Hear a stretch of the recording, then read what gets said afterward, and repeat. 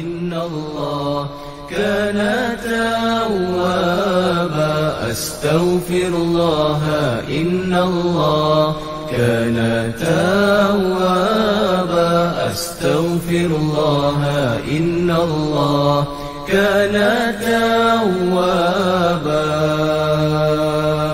أستغفر الله إن الله كان توابا أستغفر الله إن الله كان توابا أستغفر الله إن الله كان توابا أستغفر الله إن الله كان توابا أستغفر الله إن الله كان توابا أستغفر الله إن الله كان توابا أستغفر الله إن الله كان توابا أستغفر الله إن الله كان توابا أستغفر الله إن الله كان توابا أستغفر الله إن الله كان توابا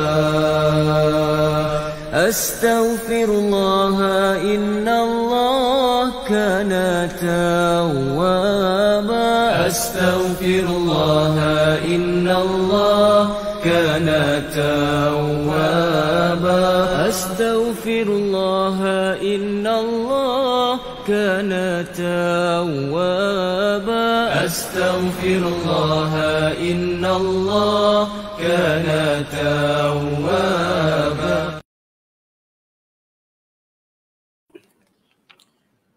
بسم الله الرحمن الرحيم. إن الذين كفروا ينادون لمقت الله أكبر من مقتكم أنفسكم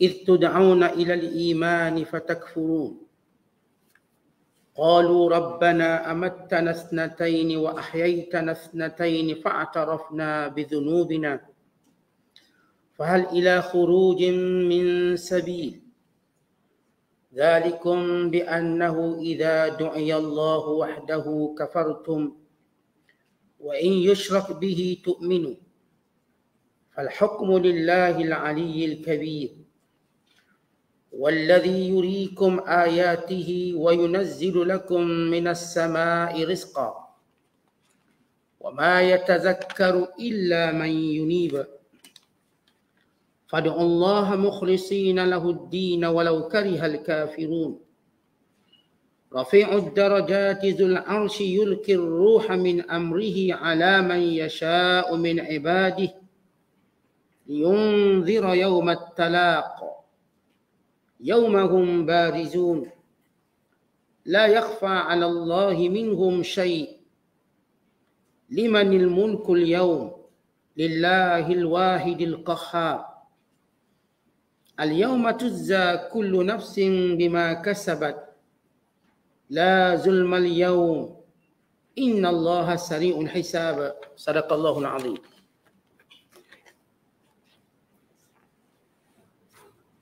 Sesungguhnya orang-orang yang kafir akan dipanggil dan dikatakan kepada mereka pada hari kiamat, demi sesungguhnya kebencian Allah kepada kamu lebih besar daripada kebencian kamu kepada diri sendiri. Sebabnya kerana semasa kamu diseru dan diajak di dunia dahulu supaya beriman, kamu enggan dan menolak. Lalu kamu terus berkeadaan kufur. Mereka menjawab, wahai Tuhan kami, Engkau telah menjadikan kami berkeadaan mati 2 kali dan telah menjadikan kami bersifat hidup 2 kali. Maka kami sekarang mengakui akan dosa-dosa kami. Oleh itu, adakah sebarang jalan untuk kami keluar dari neraka? Lalu dikatakan kepada mereka, azab yang kamu berada padanya itu adalah Kerana keadaan kamu apabila Allah yang Maha Esa sahaja diseru dan disembah, kamu kufur dan menolak cara bertauhid itu. Dan apabila dipersekutukan sesuatu dengan Allah, kamu percaya dan menerima dakwaan syirik itu, menerima bawaan syirik itu, maka kuasa menjalankan keadilan adalah hak Allah yang maha tinggi dari apa yang dipersekutukan, lagi yang maha besar pemerintahannya. Ialah Tuhan yang memperlihatkan kepada kamu tanda-tanda keesaannya dan kekuasaannya untuk kehidupan rohani kamu, dan yang menurunkan untuk jasmani kamu sebab-sebab rezeki dari langit. Dan tiadalah yang ingat serta mengambil pelajaran dari yang demikian, melainkan orang yang sentiasa bertumpu kepada Allah.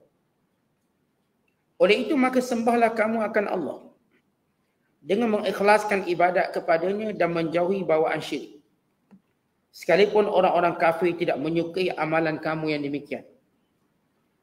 Dialah yang maha tinggi darjat kebesarannya, yang mempunyai arash yang melambangkan keagungan dan kekuasaannya, yang memberikan wahyu dari hal perintahnya kepada sesiapa yang dikehendakinya di antara hamba-hambanya yang telah dipilih menjadi rasulnya, supaya ia memberi amaran kepada manusia tentang hari pertemuan,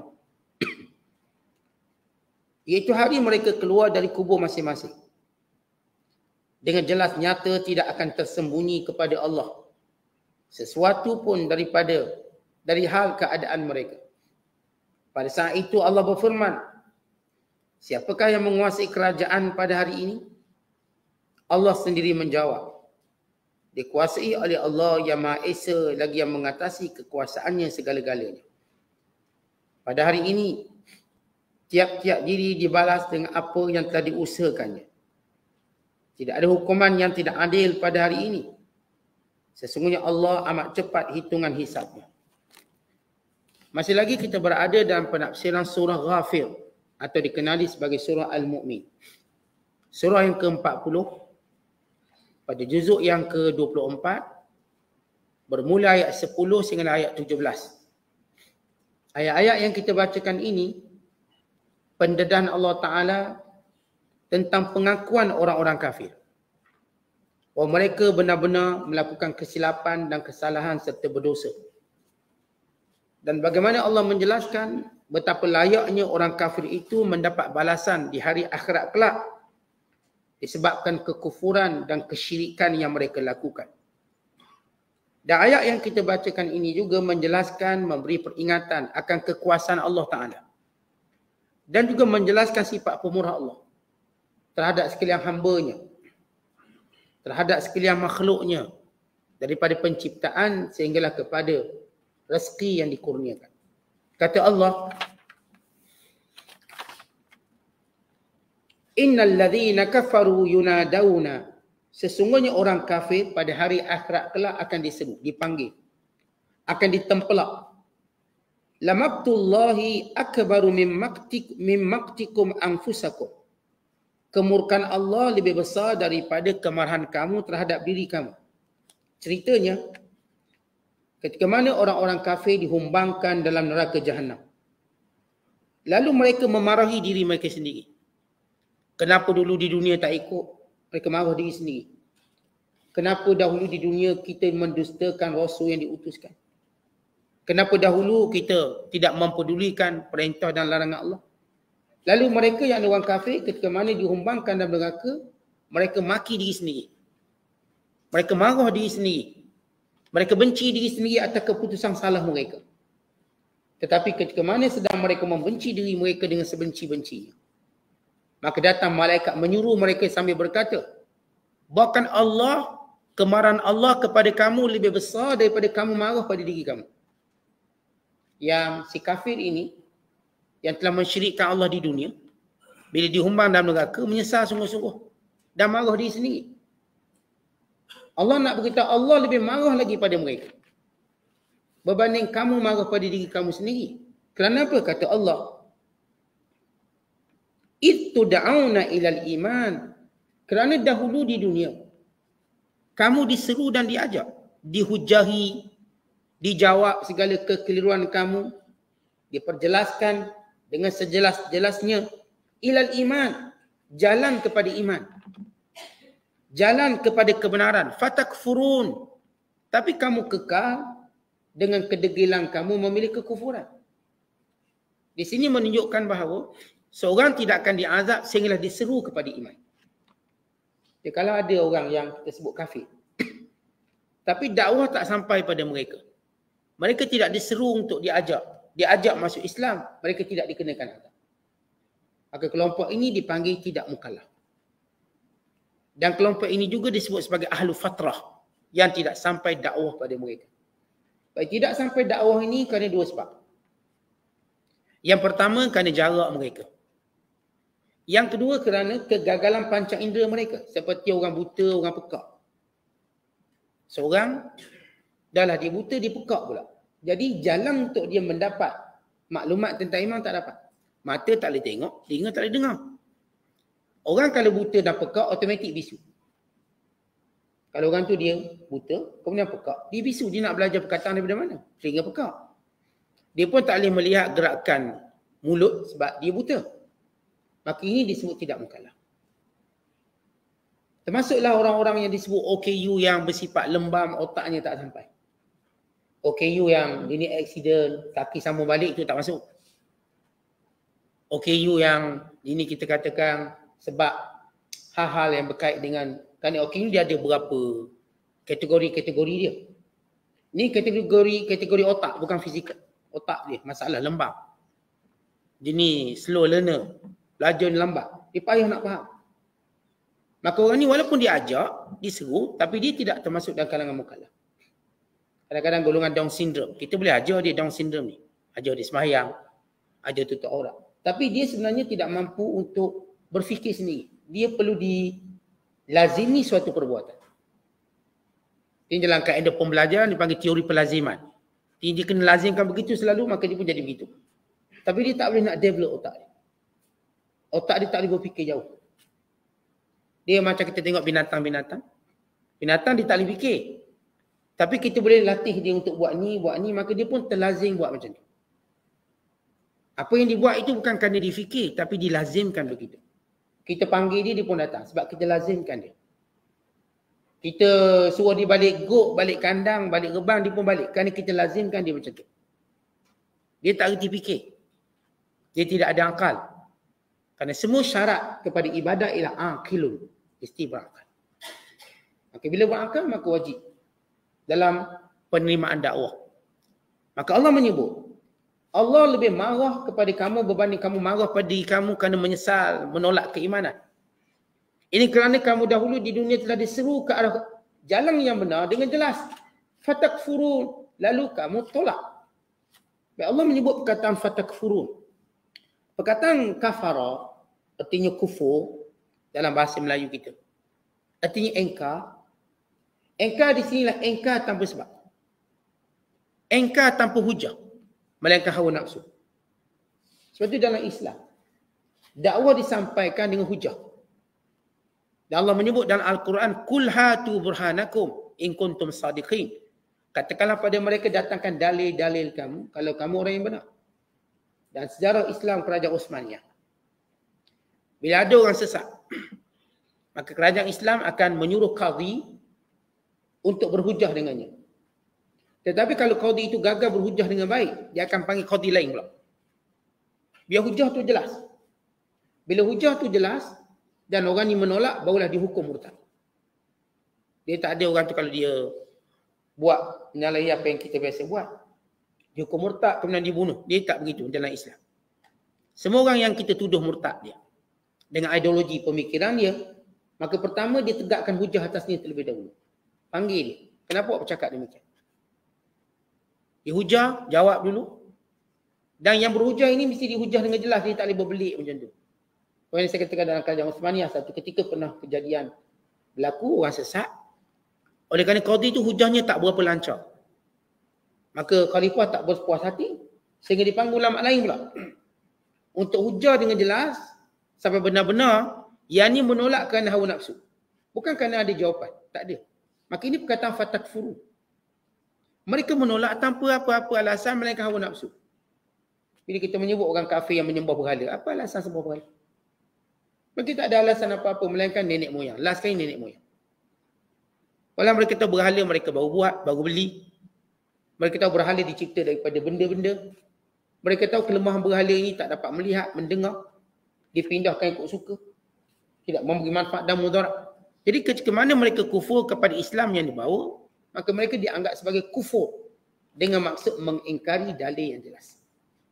Kemudian kata Allah, saya sudah menyebut tentang kemurkaan Allah pada orang kafir.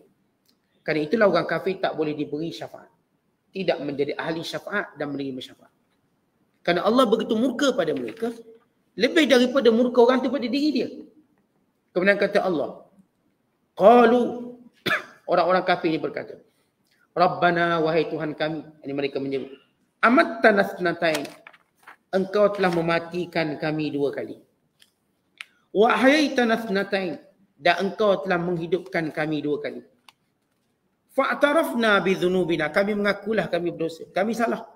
Fahal ila khurujin min sabi, ada tak jalan keluar untuk kami kembali diselamatkan dan beriman? Baik, apa yang dimaksudkan dengan mati 2 kali? Mati yang pertama ketika mana mereka menjadi air mani yang berada dalam tulang sulbi bapa-bapa mereka sebelum kehidupan yang sebenar. Itu mati yang pertama. Waktu air mani itu kita mati, tak ada, kita tak ada apa. Itu mati pertama. Dan mati yang kedua ialah ketika mana kita hidup kat dunia lalu dimatikan. Ini salah satu penafsiran makna 2 kali mati. Ada ulama menyatakan 2 kali mati maksudnya yang pertama ialah kita mati di dunia. Mati di dunia. Yang kedua ialah, yang pertama ialah kita mati di dunia. Yang kedua ialah mati bila datang tiupang sangkakala. Kedua kali mati. Mati dah kat dunia ni. Nanti bila dia tiup sangkakala mati lagi. Artinya mereka akan hilang nyawa lagi. Maka kami mati 2 kali. Dan kami telah dihidupkan 2 kali. Maksud hidup 2 kali, setengah ulama menyatakan pertama hidup di dunia. Yang kedua hidup kebangkitan semula. Itu maksud hidup 2 kali. Artinya orang kafir mengakui nikmat kehidupan. Kalau selama ni mereka rasa mereka ni terjadi sendiri.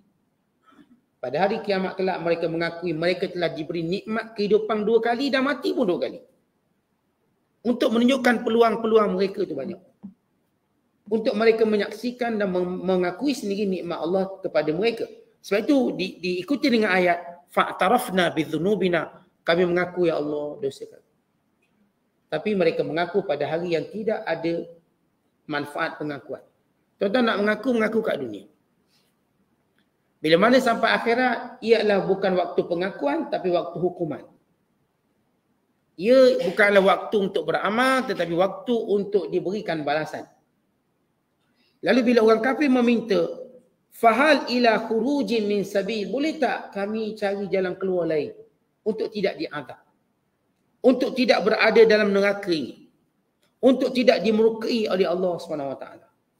Kemudian kata Allah kepada mereka, bila mereka berdoa meminta kepada Allah, dzalikum bi annahu idza du'iya Allah wahdah, kata Allah tidak mungkin ada lagi jalan keluar. Demikian itu kerana kamu pernah diseru dan diajar untuk beriman pada Allah yang esa. Kafartum, tapi kamu tolak tanpa sebab. Kamu tolak dengan sombongnya. Bukan kamu tolak dengan mempersendakannya. Bukan kamu tolak dengan nak hukum pula orang yang bawa kebenaran. Dia punya tolak ni banyak keadaan. Tolak dengan mempermainkan satu hal. Tolak dengan sombong satu hal yang lain. Kemudian tolak dengan keadaan merancang untuk membunuh nabi-nabinya dan orang beriman. Sebagaimana mereka membunuh Yasir, Sumayyah. Mereka membunuh sahabat-sahabat Rasulullah. Dengan kebencian mereka dan kesombongan. Mereka menyeksa. Artinya kafir mereka yang tidak dimaafkan ini. Nama kita sebut tadi, mereka menolak tanpa hujah apa-apa. Dan tolak pula dengan sombong. Tolak pula dengan mengejek-ngejek, mempersendakan. Dan tolak pula dengan cara untuk menangkap, membunuh Nabi. Dan orang beriman. Bahkan mereka telah menghalau keluar.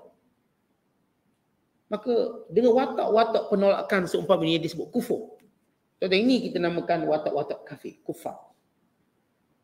Kufar yang jenis macam ni memang tak ada harapan untuk kembali pada jalan kebenaran. Tapi orang kafir yang kita katakan jenis berfikir, nak dengar hujah, dia boleh masuk Islam dalam beberapa minit saja. Yang tak sombong, beri ruang. Cakap tak apa, kita nak dengar. Sebab ini kisah sahabat-sahabat Ansar yang memeluk Islam. Antara punca mereka memeluk Islam. Kita tahu bila peringkat pertama memeluk Islam cuma 12 orang. Maka diikuti dengan perjalanan Aqabah yang kedua lebih kurang 75 orang. Sehingga Rasulullah menghantar Mus'ab bin Umair untuk berdakwah ke Madinah.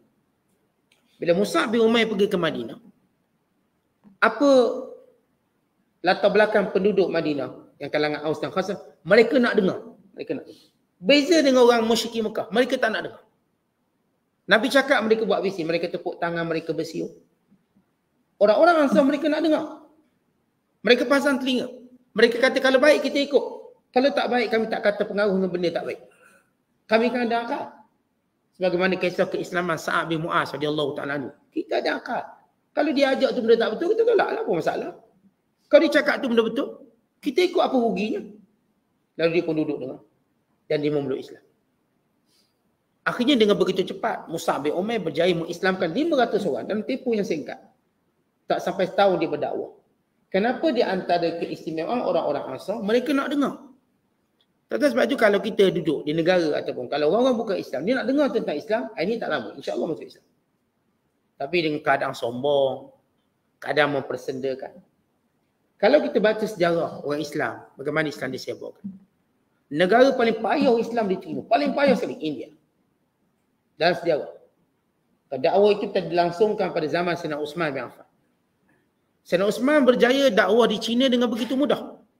Islam masuk China tanpa perang. Dengan begitu mudah. Sehingga dia mempengaruhi kerajaan. Sehingga ada kerajaan Islam. Lebih awal daripada India. Pada kurung ketiga. China pada kurung ke-7. Kita pada kurung ke-13. India yang nak masuk Islam, nak menyebarkan Islam, penentangan paling kuat sekali. Dari dulu sampai sekarang. Kerana kebencian mereka lain. Kebencian mereka sampai mereka runtuhkan masjid, nak bunuh orang Islam. Kebencian mereka. Tetapi kita ada juga orang kafir-kafir lain, negara lain, tapi tak adalah fikir nak runtuh masjid.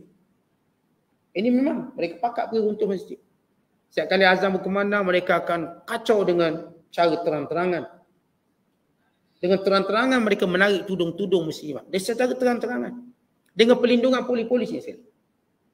Di sejarah mereka daripada dulu lagi keras.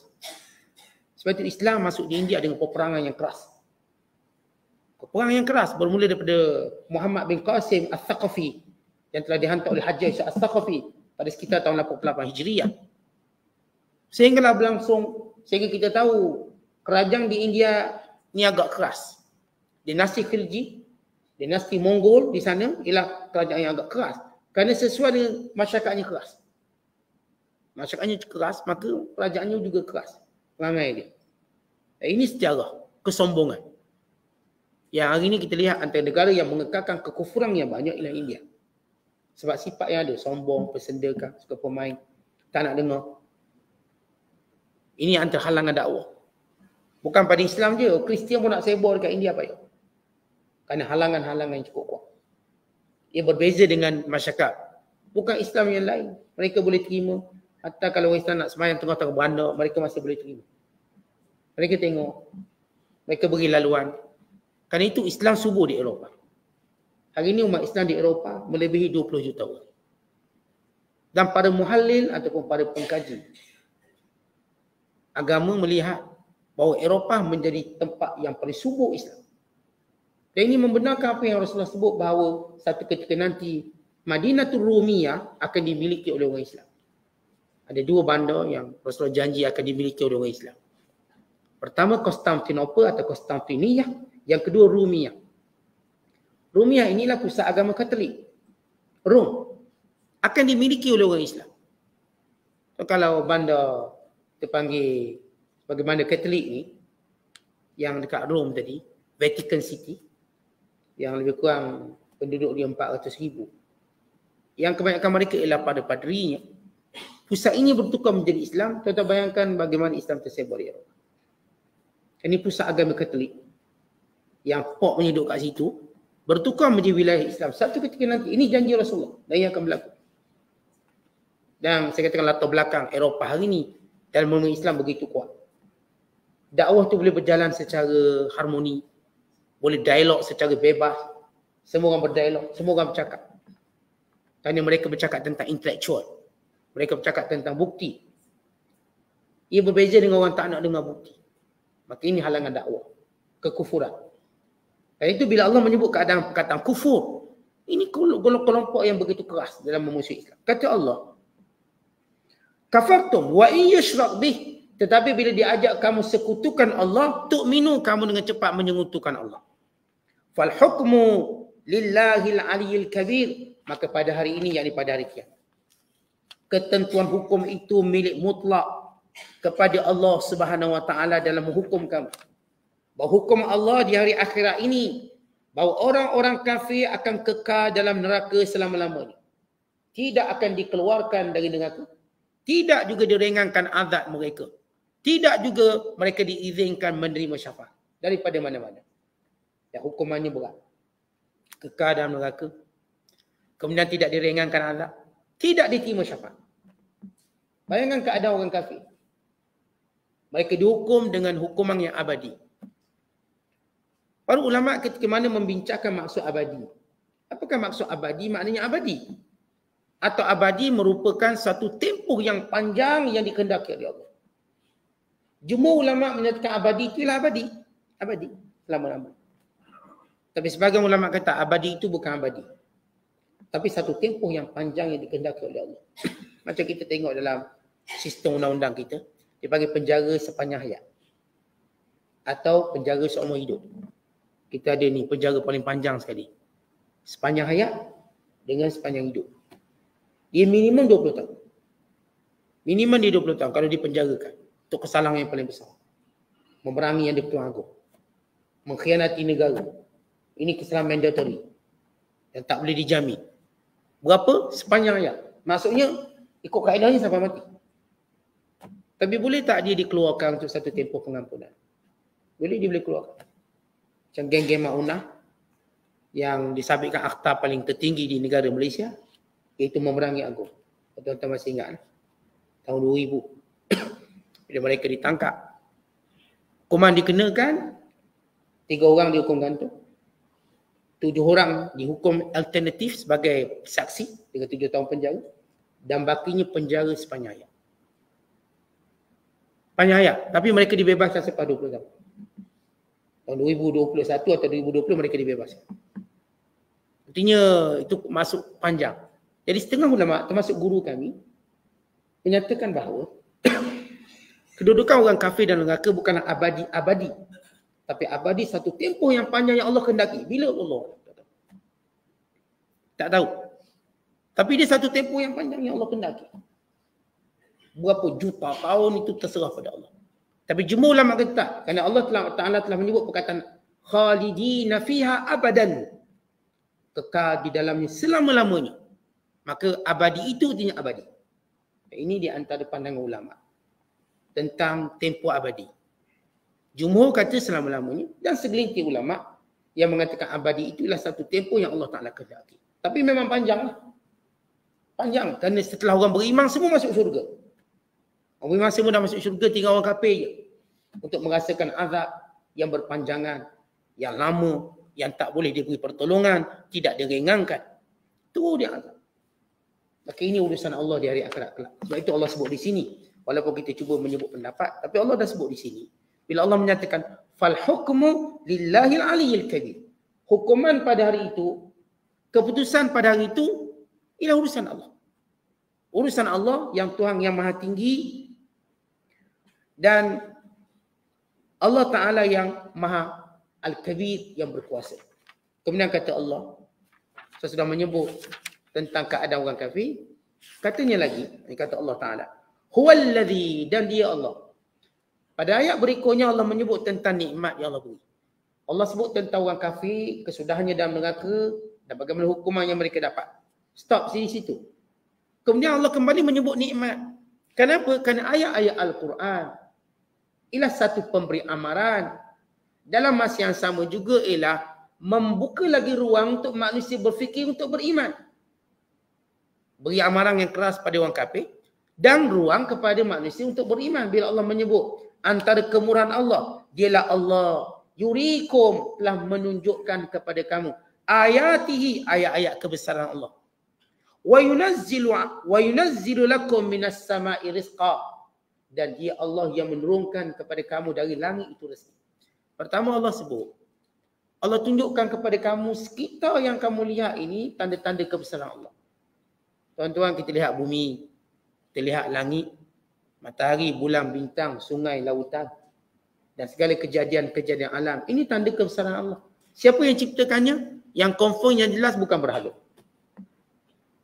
Kerana benda ni ada sebelum berhala ada.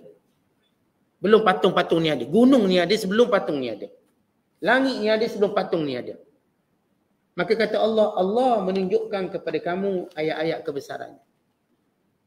Dan Allah Ta'ala sebut di antara tanda ayat-ayat kebesaran Allah menurunkan hujan. Yang menjadi punca rezeki. Tentang hari ini bila kita, sebahagian kawasan Malaysia, mengalami musim panas yang melampau. Yang suhunya mencecah sampai 37. Baru 37. Dah jadi stroke haba. Bukan diceritakan pada kita baca di selatan atau di Thailand, sehingga tayar jadi cair. Dek, jalan yang panas. Suasana panas. Hari ni semua minta supaya solat istisqa, minta hujan. Di beberapa buah negeri yang amat panas. Tuan-tuan lihat, bila Allah Ta'ala tak turunkan hujan untuk satu tempoh, kita dah kelang kabut dah. Bagaimana Allah kata hujan ini ialah rezeki? Apa maksud rezeki? Yang ini penyebab kepada segala rezeki dan kesuburannya. Dan tanpa hujan penyebab kepada terputus segala rezeki dan segala yang berkait dengannya. Semua. Tuan-tuan, bila kita nampak tak turun hujan, okey, kita boleh kerja lagi tak? Dia akan memutuskan semua pusat-pusat rezeki dan kaitan dengan rezeki. Bayangkan kalau hujan tak turun. Masalah air, masalah binatang ternakan, masalah pertanian. Dia mula jejas. Bukan masalah kesihatan manusia. Bukan masalah kesuburan manusia. Bagaimana berlaku pada kaum Nabi Nuh bila panas melampau, wanita-wanita tak subur. Mereka tak mampu melahirkan anak. Dia panas melampau. Suasana. Binatang ternakan mati kebuluran. Kerana pokok-pokok juga mati. Kekuningan. Hujan tak turun, sungai juga kekeringan. Bayangkan ekonomi negara yang kita katakan bila hujan tak turun. Maka Allah menyebut di antara kuasa Allah. Dan kuasa ini bersifat rezeki. Yang pertama, kuasa Allah bersifat pemikiran. Kita fikir ini kuasa Allah. Yang kedua, Allah sebut kuasa Allah yang bersifat rahmat pada kita, itu hujan. Tuan-tuan, dengan turun hujan, maka tumbuh-tumbuhan, berkeliaran, binatang ternakan, cuacanya sejuk dan nyaman. Ekonomi kita pun juga bagus. Maka semuanya baik. Sumber air yang banyak. Akhir selesai. Tuan-tuan nak bayangkan tak ada hujan, tengok padang pasir. Apakah ada kehidupan di padang pasir? Kalau kita pernah pergi ke padang pasir lah. Ada tak bercita-cita nak duduk padang pasir? Pergi padang pasir, duduk situ. Duduk sekerat hari sudahlah. Dengan air tak ada, dengan panas tak ada bayang. Segala-galanya tak memungkinkan kita hidup lama. Kita boleh mati kering. Tapi Allah dengan rahmatnya menurunkan hujan. Sebagai rezeki, kata Allah. Allah bila sebut hujan, Allah sebut rezeki. Kenapa semua rezeki dia ada kaitan khusus dengan hujan. Kalau Allah Ta'ala sekat hujan, maka tidak akan ada lagi rezeki atas muka bumi. Kemudian kata Allah, wa ma yatadhakkaru illa man yunib. Tidak ada yang memikirkan kekuasaan Allah tadi dan nikmat Allah tadi, melainkan orang-orang yang bertaubat kepada Allah, kembali kepada Allah. Perkataan yunib maksudnya bertaubat. Daripada anaba yunibu munib. Orang-orang yang sentiasa ingin kembali pada Allah. Dan terjemahan pimpinan Rahman yang menumpukan pada Allah. Maksud dia akan semua benda dia akan fikir ini Allah punya kuasa. Kemudian kata Allah, fad'ullah. Kerana itu berdoalah kepada Allah dengan penuh ikhlas dalam beragama. Walau karihal kafirun, walaupun orang kafir benci. Tetapi kita disyariatkan bila contoh tak hujan. Apa patut dibuat? Nabi SAW menyuruh kita supaya hadirkan semua orang miskin. Hadirkan semua kanak-kanak. Hadirkan semua orang tua, orang sakit. Untuk berdoa sama-sama dengan kita. Kan doa mereka lebih mustajab. Kenapa doa mereka? Kerana keikhlasan mereka lebih tinggi. Kerana mereka ini dalam keadaan memang tak ada apa-apa. Orang kaya ni dah disimpan banyak lagi benda. Maka hati dia berkait dengan apa yang disimpan. Ni orang miskin tak ada apa dah. Ni kalau habis-habis, maka dia bawa keluar. Sebab itu solat istisqa disunatkan kita bawa binatang ternakan sekali. Walaupun kita kat Malaysia saya belum pernah tengok orang buat lah. Tapi kalau kita baca kitab fiqh, bila kita solat minta hujan, semua kena keluar dan semua kena memakai pakaian yang paling buruk yang dia ada. Dia kalau hari raya pakai yang baru yang kita ada. Kalau istisqa pakai pakaian buruk yang kita ada. Kemudian keluarkan sekali binatang keluar. Yang ada kambing buat kambing, ada lembu buat lembu. Kalau terjejah semua, yang ada kucing buat kucing. Itu yang dikeluarkan. Tapi jangan keluar binatang zoo tu, habis keluar kabur. Tak ada nak solat istisqa. Artinya binatang yang terjejah teruk dari sudut. Binatang-binatang ternakan kita maksudkan. Maka disyariatkan. Kenapa? Untuk mendapat simpati Allah. Lepas itu disebut kalau tidak kerana binatang yang melata dan orang tua yang bertongkat, kanak-kanak yang menyusu, nescaya Allah Ta'ala tak akan turunkan hujan. Tidak kerana ada orang tua bertongkat, kanak-kanak yang menyusu, binatang yang melata. Ini makhluk-makhluk Allah yang mengharapkan rahmat Allah.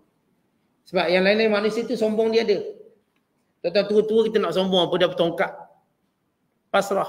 Ni budak-budak bukan dia kerti sombong, budak-budak. Dan binatang-binatang, mereka tak faham makna sombong. Yang faham makna sombong orang sihat macam kita ni. Masih lagi rasa sombong. Kerana itu rahmat Allah ni datang kerana masih ada orang yang lemah ini. Yang berdoa kepada Allah. Kerana itu bila kita sebut katak. Katak ni bila mana dia berbunyi, dia memanggil hujan. Betul? Bahkan bunyinya tadi adalah tasbih. Fa inna naqihaha tasbih. Kata Nabi SAW, la taqtulu dhifta. Atau tafha dia. Fa inna naqihaha tasbih. Jangan kamu membunuh katak. Kerana suara katak itu adalah tasbih. Tasbih. Jadi kalau dia panggil hujan tu, ini binatang yang luar biasa. Dia memanggil hujan. Walaupun kita sinonim menghina katak dengan panggil hujan. Kau jangan nyanyi. Suara macam katak, nanti hujan turun. Padahal ni yang boleh nyanyi hujan turun ini wali.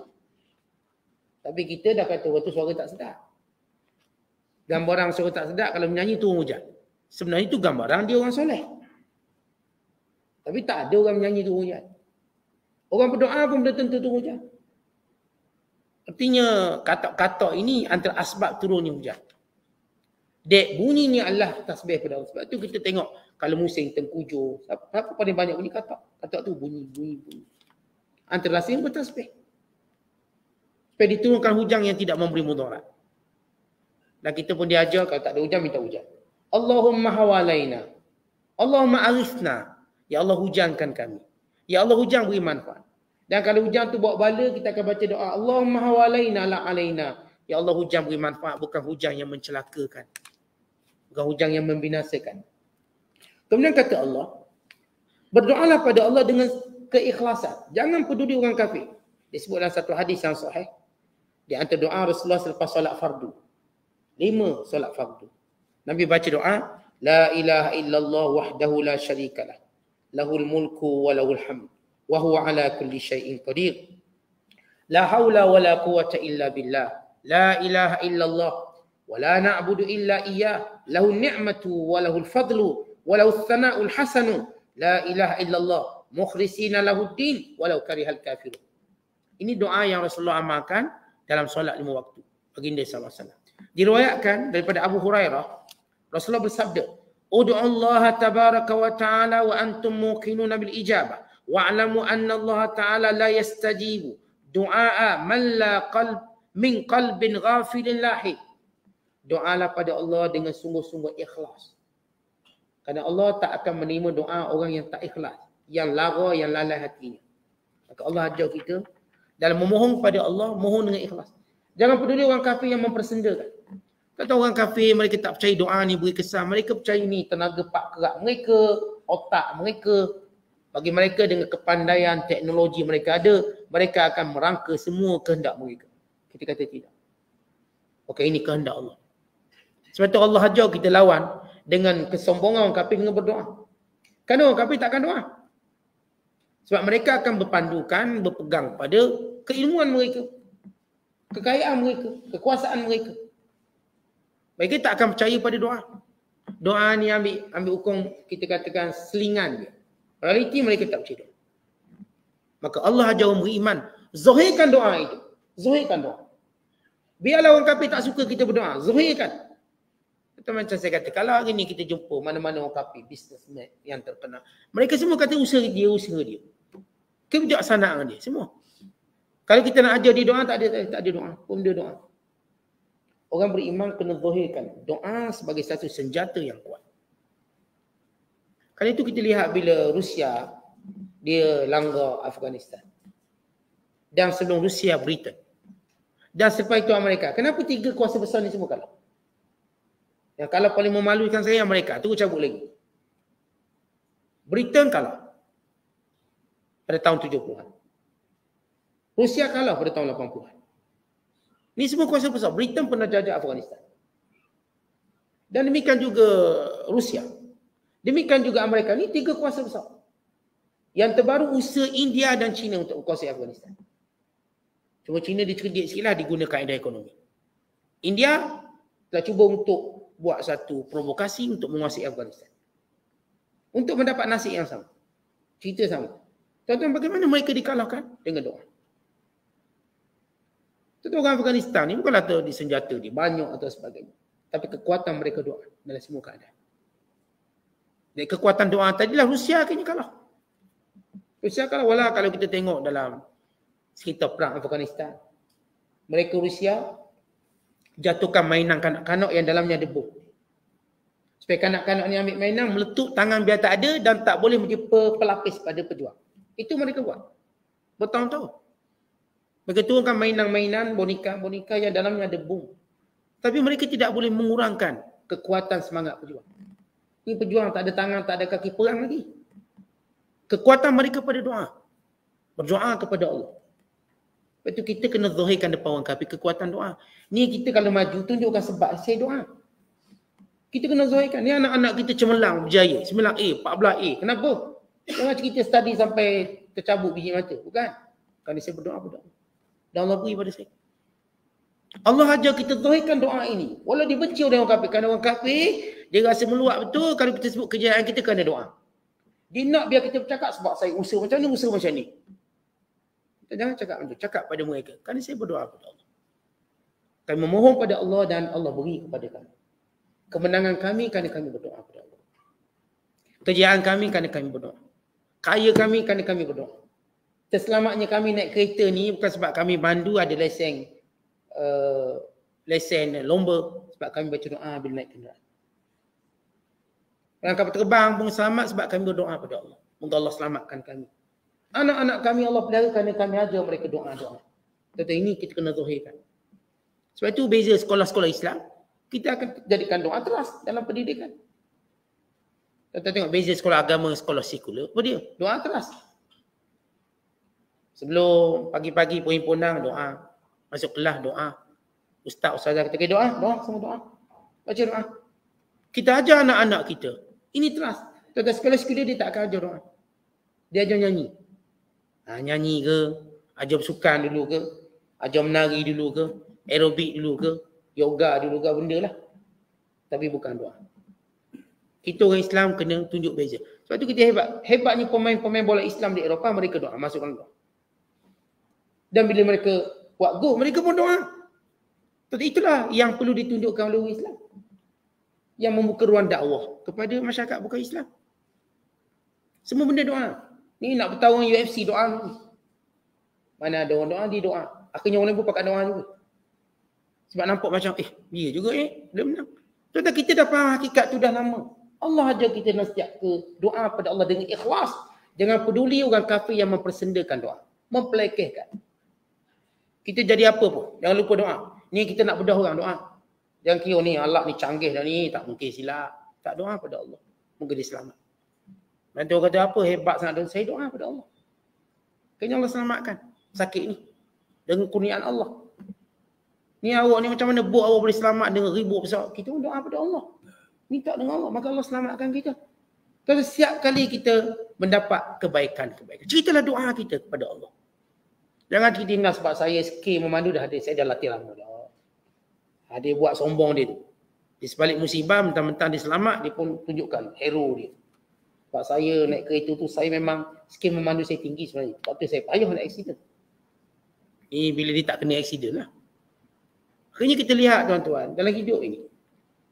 Bila berlaku apa yang Allah tentukan, terluput pandangan kita dan terluput perancangan kita.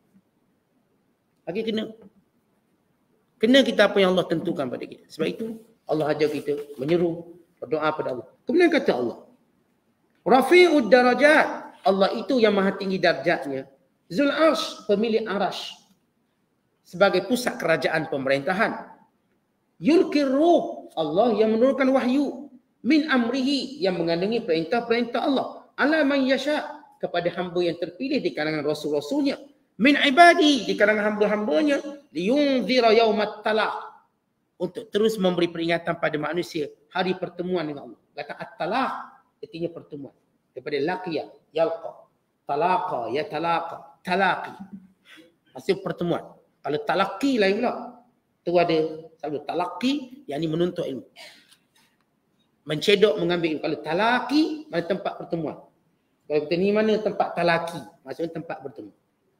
Kalau sebut talaqi, tempat cari ilmu. Ini dia perbezaan sebutan dia. Yaumahum, hari di mana pertemuan nanti, yakni hari kiamat, waktu mereka dibangkitkan, barizun, semuanya zahir. Tak ada satu pun boleh berlindung di sebalik pokok, di sebalik batu, dalam lubang, tak ada. Semua akan nampak tercegak semua. Di atas hamparan pada mahsyar yang terang. Pada mahsyar yang jelas. La yakhfa 'ala Allah minhum syai'. Tidak ada sesuatu pun yang tersembunyi daripada Allah. Amalan mereka, perbuatan mereka. Hatta niat mereka. Bila Allah berfirman dalam ayat yang lain, wa hussila ma fis sudur, pada hari kebangkitan nanti niat juga dikeluarkan. Yang orang niat-niat tak baik, Allah akan pertontonkan hari itu. Tuan-tuan jangan ingat perbuatan kita je, tuan-tuan. Niat kita pun akan dikeluarkan niat kita. Yang selama ini tersembunyi, nampak kita baik, niat kita tak ada orang tahu. Akhlak-akhlak dengan niat-niat keluar sekali. Kemudian kata Allah, limanil mulkul yaum, dan Allah bertanya pada hari itu, pada hari manusia dibangkitkan semua. Baik hari ini siapa paling berkuasa?